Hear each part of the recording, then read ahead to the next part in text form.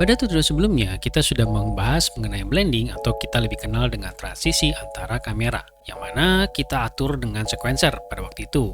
Kali ini di timeline, kita bisa lebih advance dan fleksibel lagi dengan mengatur transisi kamera tersebut. Kita akses timeline dari window, sequencing, timeline. Ini saya pindahkan ke sini supaya gampang untuk melihatnya. Dan dari sini kita akan bikin game object kosong untuk menyimpan si timeline tersebut. Ya, mungkin kita bisa bilang timeline game object. Dan dari situ kita pastikan memilih timeline game object tersebut dan baru untuk klik create-nya. Bikin folder ya biar rapi. Dan sekarang kita memiliki timeline untuk kita bisa mengatur transisi yang saya maksud tadi. Di sini saya sudah menyiapkan dua cinema scene kamera, lagi-lagi kurang lebih sama, hadap leher dari belakang dan satu lagi hadap atas. Dari sini tadi timeline game object, tadi kita sudah bikin komponennya yaitu timeline. Dari sini kita akan pencet plus, lalu kita pilih Unity Cinema Scene Track untuk membuat tracker ke main kamera. Nah, dari sini kita akan drag and drop aja cinema scene kamera yang udah kita punya ke dalam timeline editornya. Nah, jadi dia akan jadi semacam kayak kotak yang menandakan dia akan bergerak selama 5 detik. Oh iya, kalau di sini kalian bentuknya bukan detik, kalian bisa mengaturnya dari tombol option dan kalian bisa atur ke seconds. Karena mungkin secara default dia ke frame ya. Jadi ini hitungannya frame nih 300.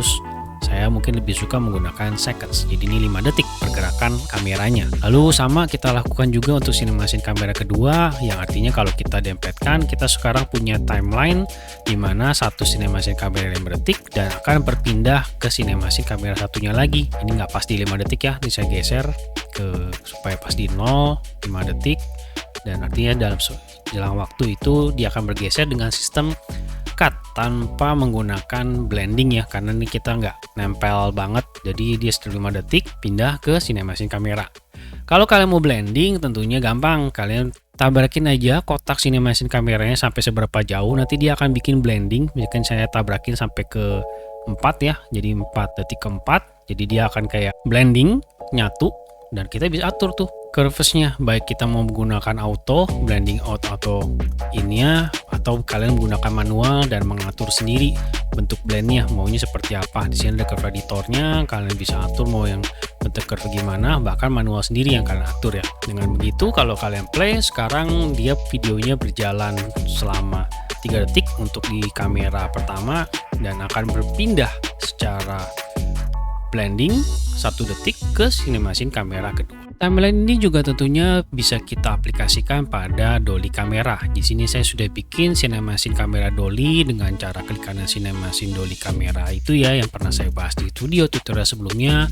Lalu dolly spline-nya saya bikin 5 titik. Jadi kalau kalian lihat sini titiknya ada 5 ya, saya ditambahin knotnya 1, 2, 3, 4. Pokoknya ada 5 titik di sini, ada 5 ke depan titik, 6 ya, karena 0 dihitung juga ya, jadi 6 titik knot. Kita bikinnya satu spline aja, nggak banyak, cuma satu spline, gabungin satu spline itu jadi ada 6 knot ini.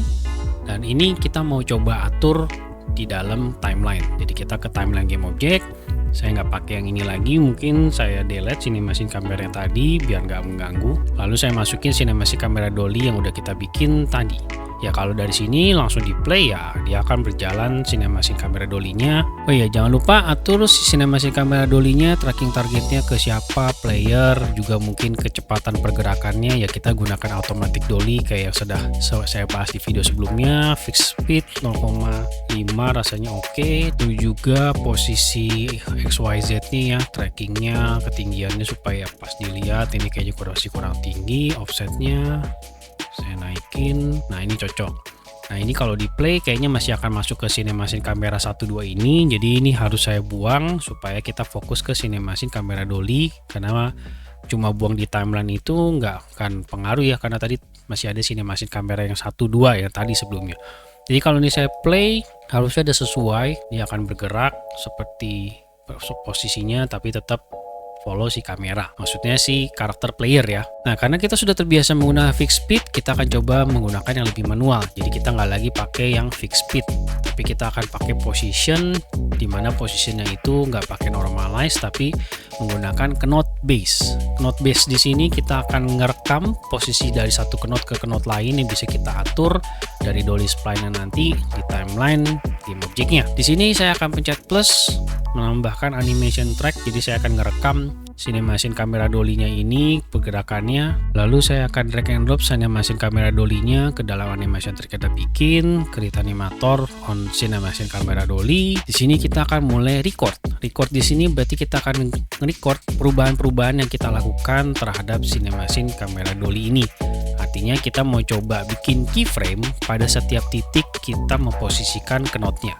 Jadi di awal ini saya akan isi dengan knot 0, tapi kalau mau bikin keyframe itu kita masih bikin perubahan ya. Jadi saya isi dulu 1. Nah, dia akan otomatis bikin keyframe, tapi saya balikin ke 0 karena kan tadi kita mau dari 0 ya. Baru saya geser si penandanya ini ke menit detik 1 ya. Detik 1, lalu saya pilih ini knot yang 1. Lalu saya geser lagi 1 detik, mungkin saya pilih ke knot yang kedua, dan begitu seterusnya sampai semua knotnya sudah kedaftar. Nah, saya sudah daftarkan semua knotnya dengan ditandai adanya keyframe ini. Keyframe ini bentuknya kayak diamond seperti itu, dan saya sudah boleh mematikan recordnya sehingga dia akan bikin total ada 6 keyframe ya, sesuai dengan knot yang kita bikin tadi. Nah, ini kalau dijalani memang belum ada perubahan, masih berjalan seperti biasa, tapi kali ini kita sudah tidak lagi menggunakan si automatic dolly, karena nanti sekarang kita bisa mulai atur mana yang mau lebih cepat dengan cara double klik aja di area yang timeline dari cinemation kamera tadi yang kita rekam. Dia akan kebuka window animation. Ini mungkin saya zoom out, di sini bisa kelihatan ada titik-titik keyframe dari antara jarak satu ke yang lainnya. Nah, ini bisa kita atur, mungkin kalian mau bikin pada saat di titik tertentu mungkin ini lebih cepat, jadi kita geser keyframe-nya begini sehingga area sini lebih lama, atau kalian mau geser 1 keyframe aja bisa kalian geser. Kalau mau geser 2 sekaligus, yang digeser berarti di antara titik tengahnya geser kayak gini, sehingga kalian mengatur kecepatan dari 1 keyframe ke keyframe lainnya dengan lebih fleksibel karena kalian melihatnya dari satu timeline seperti ini. Jadi kalau kalian play sekarang bentuk pergerakannya, mungkin biar kelihatan itu saya ekstrim aja ya, kita bikin lamban di area sini tapi di area sebelah sana dia cepat. Jadi kalau kita lihat nanti di satu titik yang ketiga harusnya, atau ke titik 2, dia gerakan akan lebih lambat, tapi begitu dia lamban, tapi begitu nanti di titik berikutnya dia jauh lebih cepat.